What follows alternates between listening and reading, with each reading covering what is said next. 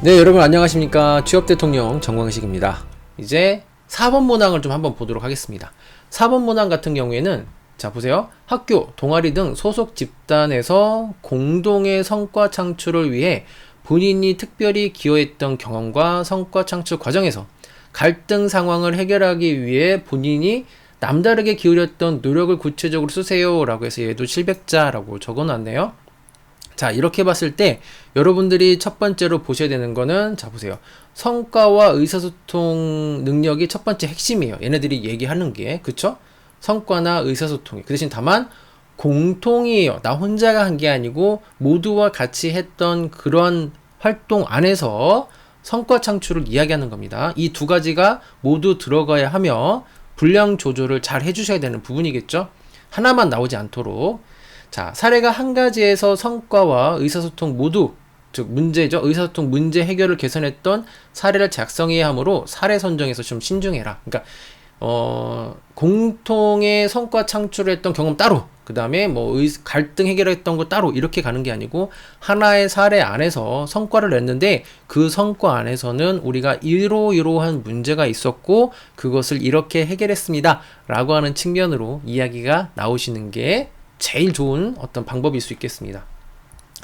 자, 성과 창출은 수치화할 수 있는 것이면 제일 좋겠죠. 예를 들면은 공모전이라든지 입상을 했던 경험이라든지 수상을 했던 거, 뭐 그게 아니면 기존보다 개선했던 거, 기존엔 20명이었는데 30명을 올렸다, 혹은 이 기존에는 없었는데 내가 이렇게 만들어냈다, 그런 것처럼 꼭 어떤 성과라고 했을 때 꼭 무조건 1등 이것만 성과라고 보시면 안 돼요.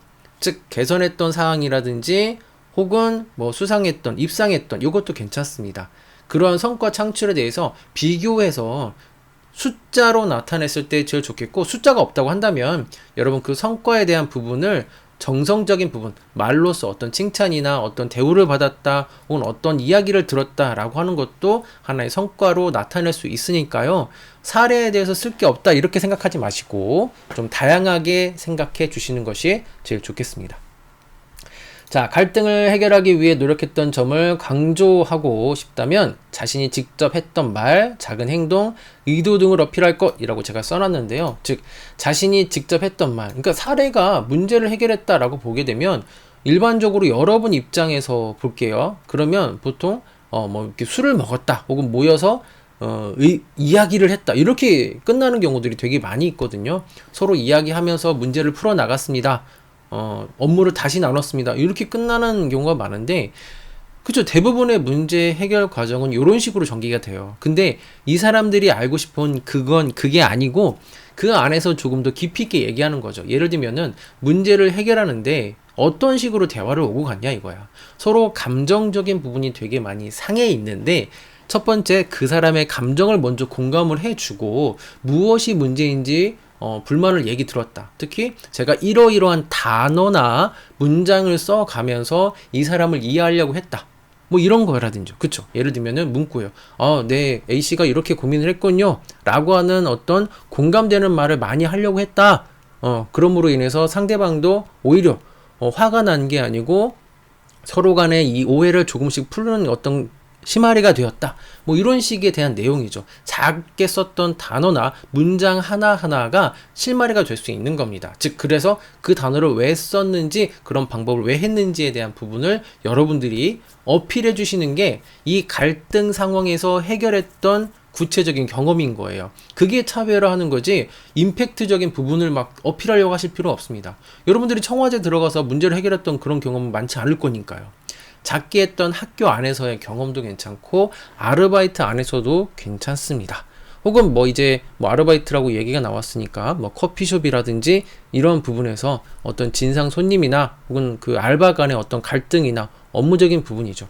이전 사례를 한번 들어보면 실제 그 친구는 이 업무 부분을 나누는 게 되게 어려워서 심리 검사를 활용했대요. 예를 들면 디스크 검사를 서로 해가지고 어떤 성향인지 파악을 한 다음에 요런 거 해보면 어떻겠냐 서로 이야기를 나눴을 때 좋다라고 하는 어떤 그런 동의를 좀 더 쉽게 얻어서 업무를 진행하는데 무리가 없었고, 중간에 이런 식으로 좀 검토를 했다. 중간에 업무 진도적인 부분이나 이런 부분들, 그리고 이탈하지 않도록 하기 위해서 중간중간 어떤 모임이라든지 어떤 방법을 이렇게 좀 활용을 했다라고 하는 그런 측면이 나온다면 갈등에 대한 해결 방법 혹은 예방 차원까지도 충분히 더 이 어필이 될 수 있겠죠. 그래서 제가 써놨어요. 직접 본인이 했던 말, 이거 잘 생각해 보세요. 만약에 분명히 그때 잘했는데 지금 기억이 나지 않는다고 하면 살짝 꾸며서 제가 이런 말들도 했습니다 라고 해보시는 것도 괜찮아요. 너무 생각이 나지 않는다고 하면 비슷한 말을 생각해 보시는 거죠. 그러니까 아예 없는 말을 지어내라는 게 아니고 그때 했던 말인데 분명히 이런 식으로 말했을 텐데 단어가 생각이 나지 않는다고 한다면 그런 멘트를 좀 가져오시는 것도 괜찮습니다. 비슷한 용어로 쓰시는 거예요. 작은 행동이에요. 그걸 왜 했는지에 대한 부분들, 큰 행동이 아니라는 거죠. 이런 것들을 어필해 주신다고 하면, 작성을 해 주신다고 한다면, 여기서 이야기한 남다르게 기울였던 노력이 바로 이야기가 될 수 있다라는 거죠. 요거 좀 기억해 주시면 되겠고요. 여기 써놨죠. 제가 남다르게라는 단어가 강조하듯이 경험에 대한 차별화가 있어야 하며, 그 경험에 대한 차별화는 말씀드린 것처럼 사건의 구체성인 거예요. 요것들을 잘 작성하시면 요게 차별화가 될 수 있다라는 거 기억해 주시면 되겠습니다. 자, 그렇게 해서 여러분들 여기 4번 문항은 이렇게 좀 작성을 해보시면은 훨씬 더 도움이 될 수 있겠고요.